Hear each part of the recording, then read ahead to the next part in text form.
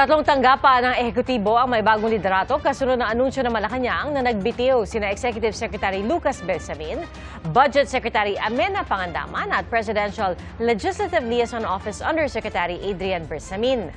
Ayon po sa Malacanang, kusang nagbitiw ang mga opisyal alang-alang sa delikadesa matapos silang mabanggit sa mga alegasyon ni dating Congressman Zaldico. Saksi si Ivan Mayrina. Nagbitiw sa pwesto ngayong araw ang tatlong matataas na opisyal ng Administrasyong Marcos. Sina Executive Secretary Lucas Bersamin, Budget Secretary Amenah Pangandaman at Presidential Legislative Liaison Office Undersecretary Adrian Bersamin. Tinanggap na ni Pangulong Marcos ang kanilang pagbibitiw. Officials respectfully offered and tendered their resignations out of delicadeza after their departments were mentioned in allegations related to the flood control anomaly currently under investigation, and in recognition of the responsibility to allow the administration to address the matter appropriately. Sa inilabas sa video ni dating Congressman Zaldico, sinabi niyang si Pangandaman ang nagsabi umano sa kanya na iniutos umano ng Pangulo na magsingit ng 100 billion pesos sa 2025 national budget. Kinumpirma umano ito kay Ko ni Yusek Bersamin, nakaanak ng nagbitiw na Executive Secretary.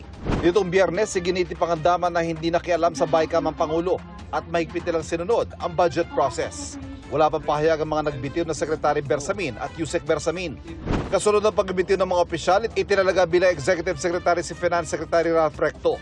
Papalit naman kay Recto bilang Finance Secretary si Special Assistant to the President for Investment and Economic Affairs, Frederick Go. Si Undersecretary Rolando Toledo naman ang tatayong officer in charge sa Department of Budget and Management. Hindi pa raw personal na nakausap ni Recto sa Pangulong Marcos matapos inanunsyo ng palasyo na siya ang papalit bilang Executive Secretary. It was announced. Surprise. Essentially, I think the role of the ES is just governance. So taong bahay ka doon. How do you make improve government services, get the departments to move faster, ensure that we follow the Philippine Development Plan. So palagay ko yun yung role natin. Tingin naman niya sa pagbibitiw ni Budget Secretary Amenah Pangandaman. Giving credence to Zaldico. No, I think he is giving the President the free hand to investigate all the departments. Nasa Senate budget debates kanina si Pangandaman pero hindi nagpaunlak ng panayam. Inaasahang sasalang sa budget debates ngayong gabi ang DBM. Si Toledo muna ang haharap sa Senado kasama ang ibang senior undersecretary ng kagawaran. I was surprised actually. Nagulat ako. Nanginginig pa nga ako ngayon. I was told only before she leaves because she will attend something in some meeting. Ako daw pinadala niyong pangalan. Pero wala pang official, so that's why I can answer. Pero sir, are you ready to be OIC? Matagal na tayo sa government. Sa isang pahayag, sinabi naman ni Go na nagpapasalamat siya sa tiwala ng Pangulo at handa siyang isulong ang fiscal strength at paglago ng ekonomiya ng bansa. Hinimok din ng palasyo ang iba pang miyembro ng gabinete na kung sa tingin nila ay sangkot sila sa anomalya ay magkaroon ng delikadesa at kusa magbitiw. Pero giit ang palasyo kahit magbitiw sa pwesto ay hindi pa rin sila lusot sa investigasyon. Maging ang Pangulo, hindi rin lusot sa pagsisiyasat. Sabi po ng Pangulo, walang exempted sa investigasyon. Does that statement also apply to him? Of course, wala naman talagang dapat na exempt. Pero ang Pangulo, alam niya po ang kanyang ginagawa, alam niya po kung bakit niya pinaimbestigahan at pinangunahan ang malalimang pag-iimbestiga na ito. Nauna namang sinabi ng Pangulo na ayaw na niyang patuloy ng mga pahayag ni Ko. Mr. President, yes. Sir, comment po on Zaldico's accusations po, sir. Let me talk about it. If you want to talk about the storm, we'll talk about that. I don't want to even dignify what you say. Ginagamit ng administrasyon. Itong Sabado, naglabas si Ko ng litrato ng hilera ng mga maleta. Record daw ito ng mga dineliver niya at ng kanyang mga tauhan sa bahay ng Pangulo at ng pinsang si dating House Speaker Martin Romualdez. May mga nakalagay na petsa sa mga litrato pero hindi pinaliwanag ni Ko kung anong ibig sabihin nito. Wala pong perang napunta sa akin. Lahat po ng insertion napunta sa ating Pangulo at Speaker Martin Romualdez.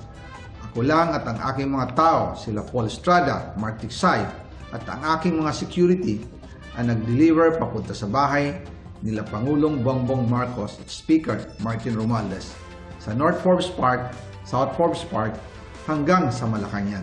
Hindi direktang sinabi ni Ko na perang laman ng mga maleta. Pero sinigundahan niya sa video ang pahayag ni Orly Gutesa sa Senado na nag-deliver daw siya ng mali-maletang pera sa bahay ni Ko at Romualdez. Sa hiwalay na video nung linggo, Sinabi ni Ko na may ilalabas pa siyang ibang impormasyon sa mga susunod na araw. Isa na dito ay yung kay Henry Alcantara, ang DPWH boys, ang sinasabi nilang halaga sa ICI ay 21 billion. Hindi po totoo yan. Ang totoong numero ay 56 billion pesos at yung pong halaga na yan ay kay Pangulong Bongbong Marcos at Martin Romales na punta lahat. Sana po ay hindi nila ako mapatay bago ko mailabas ang lahat.